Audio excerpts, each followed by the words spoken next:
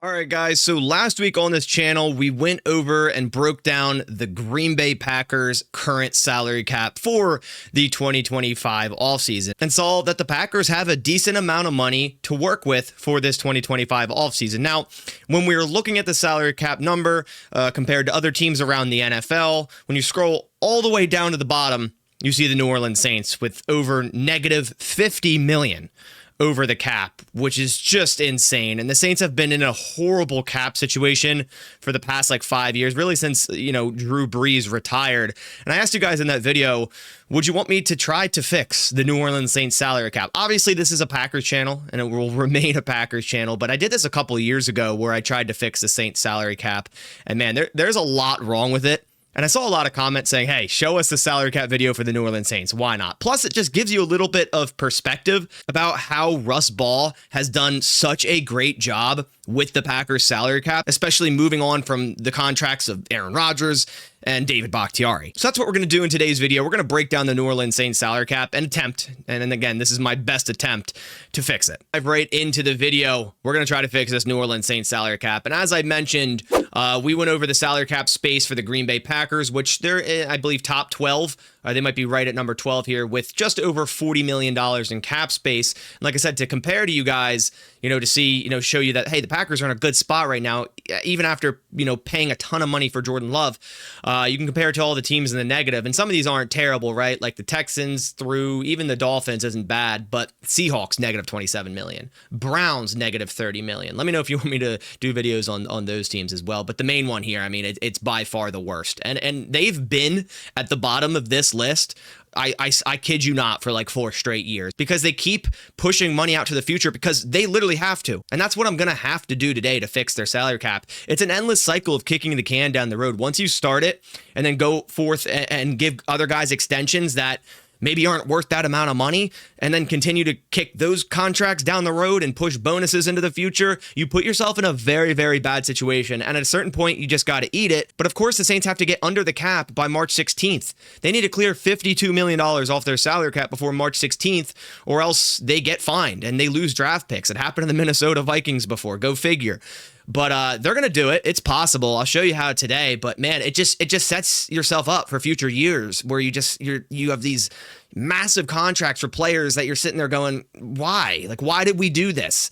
I'll show you guys. Let's dive into it. All right, so moving on over to the New Orleans Saints team page, you could see, cap space negative 52 million. The team salary cap estimated to be 275 million this year. In 2026, it's estimated to jump another 15 million. And in 2027, it's estimated to jump, what is that, 24 million. So obviously in the future, next year, they're already projected to have $60 million in cap space. And this is a year where they can, a lot of these deals are coming to an end. If they push it to next year, they'll end up eating that salary cap, a lot of it next year. And then, of course, into void years, if they add those, which I believe every single contract here has void years because, again, they've just been pushing money into the future every single year because they have to. So let's look at the total contracts, man. I mean, Derek Carr is a 34-year-old quarterback. His cap number this year is set to be $51 million. This is the big one. They're going to lower this. They're going to restructure it. They're going to push more money into the future. They simply cannot go into this offseason with Derek Carr at $51 million, and they can't move on from him. Literally, if they were to cut him, his cap hit would still be $50 million, and they would save $1.3 million. So there's really no way to move on from Derek Carr. Cameron Jordan, a 36-year-old player, $20 million cap hit. Taysom Hill, I mean, this is disgusting, guys, right? We all know Taysom Hill, really cool player, former Packer, 35 years old already is insane. I feel like Taysom Hill just got into the NFL 5 years ago, which he was old entering the NFL, but he's already 35. That's insane. $17.9 million cap hit this year for not even tight end one, just a gadget guy is crazy. Saints, fire your accountant. This is bad. This is really, really bad. Eric McCoy is the first one that makes sense. It's literally the first one that makes sense. He had an excellent season this year. One of the best centers in the league, 13.7 mil. There you go. There's the first one that makes sense. Demario Davis, I'm not mad at that. Leader of your defense, a good linebacker, is old and should continue to decline here, but 12.4 isn't terrible. Ryan Ramczyk, I don't even think he played in 2024. I think he had an injury a couple years ago and didn't even play in 2024. That's still not bad for a top tackle in the league when healthy, right? Again, we're in the when healthy mark, and we've seen that as Packers fans with Bakhtiari and now Jair. Cesar Ruiz, I'm not mad at that either. Carl Granderson, that's fine. Tyrann Mathieu, at this point, $11 million for him, I feel like it's too much. Alvin Kamara, I'm not terribly mad at that. I feel like he's their entire offense. Chase Young is a void contract. He'll be a free agent. Juwan Johnson will be a free agent. They're both void contracts, and they're going to count towards the cap this year because they added void years onto the deal to clear up more salary cap last year. And now they have their cap hits this year and they don't even have the player. So they're not going to be able to re-sign Chase Young. I mean, they could. They really could if they clear a lot of money. They're not going to be able to re-sign MVS, excuse me. Paulson Adebo, I doubt they'll re-sign, and he's someone that I'd like for the Green Bay Packers to go after this offseason. I made a video about the cornerbacks that fit the Green Bay Packers this offseason for free agency, and he's one of them. And because I just see him hitting the market because the Saints really don't have another option. And then we get down into manageable contracts. Some people on rookie deals. Chris Olave, that's obviously a bargain, still on a rookie deal.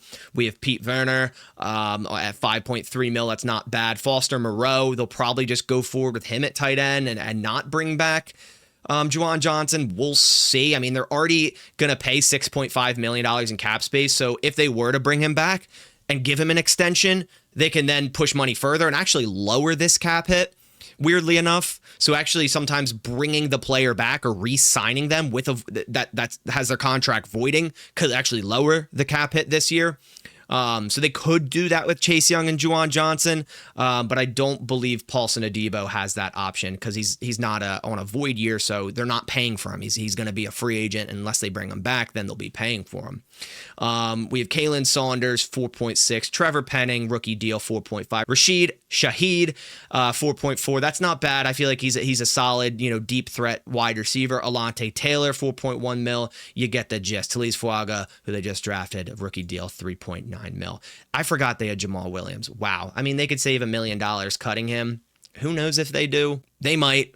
But first, we're going to start with the restructures that have to happen. They simply have to happen. They have to happen. And a lot of these are going to be max restructures. So all it's going to do is just push more money into the future. Again, restructures are not pay cuts. They're simply converting base salary into bonus and then basically prorating that, over a certain amount of years and void years. And the player doesn't have to agree to it.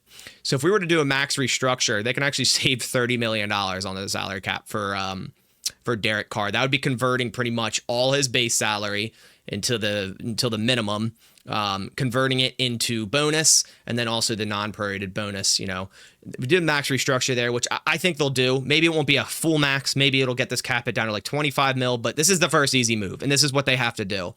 That lowers his cap hit from 51 million to 20 million, right? And again, they're still paying him this money. They're not getting rid of this money. But this is more like, okay, Derek Carr, 34 years old, $20 million cap hit this year. That's not bad. They're still going to have to pay the money. But now we're a lot closer. We're still in the negative. We're still in the red, $21 million. So that's the first move. And just to show you kind of what it does, we go to 2026. Derek Carr's cap hit will be $69 million next year. And guess what they're going to do next year? They're probably going to do it again. But the thing is, then he has all the void years, 2027, 2028, 2029, and all those will combine. So 7.7, 13, so about 20 mil there, about 20 mil there. So his void year when he's off the team, if they move on from Derek Carr, 2027 will carry a void year of Derek Carr at over $40 million cap hit for the player not being on the team. Kind of similar to the Aaron Rodgers, what we did with him. And sometimes you just got to eat it, right? That's going to happen in 2027. They're going to move on and they're going to eat a $40 million cap hit for Derek Carr on a void year. It's what has to happen. You have to eat it at some point. Really, we have to restructure and probably max restructure the top 3 contracts, which sucks because it's like a 34-year-old player, a 36-year-old player, a 35-year-old gadget player. So it's like, you don't want to just continue to push the money out, but you literally have to. So restructure for Cameron Jordan can save a maximum of about $9 million. I'd say they do that. They're going to keep him on the team. He's probably going to retire a Saint. You can lower that cap hit down to $11 million for this year, and we're still in the red. So again, we're going to do the same for Taysom Hill, which it gives me the ick to continue to push all this money out for Taysom Hill. But they really don't have a choice, and they can save another 5.8 million by max restructure Taysom Hill, lowering his cap hit to still a crazy amount for that at 12.1 million, and they're still in the red. We're still in the red at 6.5 million. So you know what? You probably do it to two other guys on your teams that are veterans that likely will stay here for the next couple of years. You're going to do it to Demario Davis. He's probably going to retire a Saint, and you can save nearly $5.6 million with a max restructure. You're going to do that too. Now, you can't do it to Ryan Ramczyk because he's on the last year of his deal. You could see in 2025 is his last year at 12 million. And what do you know? They already added void years, just like every other contract on this book. And his void year will have $11.9 million cap hit for not being on the team. So they could extend Ryan Ramczyk, but is that really realistic considering, he didn't play this whole year and has a lingering issue? They'll probably leave this at 12.3. I wouldn't mind restructuring either Eric McCoy or Cesar Ruiz, right? These are two guys that you want a part of your team for the next few years. Both guys are signed through 2027, so you expect them to be on your team through that. Both will be, Eric McCoy will just be hitting 30 years old. Cesar Ruiz will only really be hitting 28 years old. So you can restructure both of these. Like, you expect them to be on your team. You got to lower the cap hit for this year. You can save, these are probably ones that you don't max restructure. So maybe you do not as much, maybe $5 million base salary, move his base salary to $5 million and save a little bit off the cap there. So now his cap hit drops to 11 million. And you probably do the same for Cesar Ruiz. Maybe put that at like put his base salary down to 4.5 million and move the rest out to bonus out to the future. And then his cap hit drops to 8.6 million, right? Look at that. We're above. We're under the cap. $5 million. We actually have money right now, right? You could maybe bring back Lucas Patrick or Marquez Valdez-Scantling. I don't really know, man. They don't have crazy free agents. They actually only have one exclusive rights free agent at this Sewell guy, so they'll probably just bring him back. Jean Charles, this is like weird, man. There's so many ex-Packers. Lucas Patrick, MVS, Shamar Jean Charles, Taysom Hill, Jamal Williams. This is weird. This is like an alternate universe where the Packers just screw their cap and retain players like that and waste money. It's crazy. They don't have crazy amount of free agents.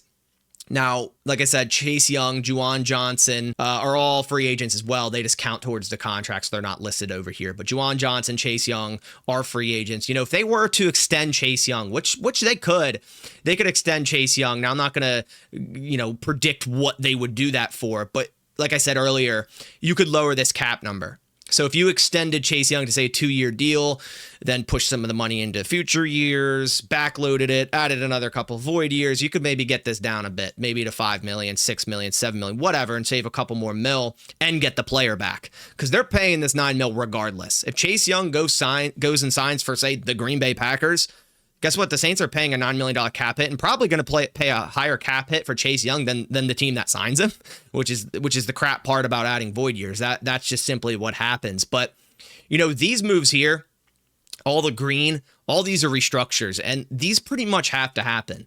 Derek Carr, Cameron Jordan, Taysom Hill, Demario Davis, all max restructures. That gets you in the ballpark. Then you can kind of do half restructures for Eric McCoy, Cesar Ruiz, not restructure fully down to that minimum salary. As you can see here, the minimum base salary for veterans, 1.255. So basically what you're doing is you're lowering their base salary all the way down to the minimum, converting that remaining money into bonus, spreading it out into the future. So you don't have to do it to the max amount. And that's why I only lowered Eric McCoy's to 4.6 mil and Cesar Ruiz to 4.6 mil. It just, you have some monetary value this year. So, okay, let's pay for some of it for our younger players and not make their cap hits too ridiculous in the future. Because you could see here, Cameron Jordan, after this upcoming season, will be a free agent. You'll be paying for him. Taysom Hill, you'll be paying for him. Demario Davis, you'll be paying for him. And those amounts are actually higher because you can see all the added amounts in 2027, even 2028, and they're all going to basically accelerate into the one void year once they become free agents and they actually leave the Saints. So it's going to be crazy next year. So this is deceiving. 57 million, they will not have this amount because, again, 2026 only shows that void year because they're currently under contract, but you got to add the 2027, the 2028 void years, these cap hits to that number as well, and that will account all for next year. if they move on from the player, or say the player retires or something like that, which could happen for Cameron Jordan, could happen for Taysom Hill, could happen for Demario Davis. So this is just getting you out of the water right now for the Saints, right? You're doing all these moves, and you got to clear more because you have an upcoming rookie class. You have the draft. You got to clear maybe 8, 9, 10 million. So you got to do more than this. And considering the Saints already have done this the past 4 years, you might be wondering, well, who can they cut? Just outright cut? They really can't because they push so much money into the future. So if you look at all of these, like dead money, 23 million, you'd lose 10 million off your salary cap. You'd lose 9.8. You'd lose $1 million. You'd lose 15 million for Alvin Kamara just for simply cutting him. There's really no options here to save more money. Foster Moreau, you net 600K on your salary cap, but you might not bring back Juwan Johnson. You need a tight end. Here's one that's possible. Rashid Shaheed, you'd save 3.7 mil, have 750 in dead, but you need receivers. Alontae Taylor, same thing. You need cornerbacks. So you're kind of like, would you really cut him to save 3.5 mil when you need a cornerback? And Alontae Taylor, didn't have a great 2024, but a solid player. You could cut Cedric Wilson Jr. and save a couple mil there. So let's cut him, right? There's not many options if you're the Saints. DeMarco Jackson, you save $1 million, cut him, right? Okay, so we cut a couple players. Now we have 8.4 million. Now you can sign your rookie class. Now, once you're under the cap and you can sign your rookies and whatnot, then maybe you want to start clearing some of these contracts out. Moving on from players with a post-June 1st cut designation. We've talked about that before on our channel. But again, there's not many great options. Like you could cut post-June 1st Tyrann Mathieu, save 6.2 mil on your salary cap, incur $5 million dead this year. But again, at some point, you have to start doing it. Nathan Shepard, he's a good option here, right? You'd save 5.3 mil with a post-June 1st cut. You'd incur 1.695 dead for 2025. So that's an option there. But other than that, man, there's not many options. Kalen Saunders, another option there. You'd save a little bit with a post-June 1st cut. And again, Rashid Shaheed, we already talked about. You kind of need wide receivers, so you're not going to do anything with him. But yeah, guys, that's the gist of it. That's how it's going to go for the New Orleans Saints. And yeah, it's bad. And that's why I also wanted to do this, just to kind of put it in perspective. Again, like I said at the beginning of the video, how well Russ Ball has done for the Green Bay Packers managing the salary cap. So just wanted to give you guys that perspective. Wanted to show you what the Saints are going to have to do. And you'll see all these happening in the news. From now until March 16th, it'll be like Saints restructure Derek Carr's contract, pushing yada, yada, yada. It's going to happen. It has to happen. So be ready for all these moves because this is really the only way they can do it. I do appreciate you guys coming by to the video. I hope you guys enjoyed it. Not your traditional Packers video, but still fun to kind of dive down into salary caps. It's one of my favorite things to do. So hope you guys did enjoy that. If you did, leave a like down below. Tells me you enjoy this sort of thing as well. I appreciate you guys coming by. Reminder to check out BetUS. Use code YouTube150 at sign up. I'll catch you on the next one. And as always, go Pack Go.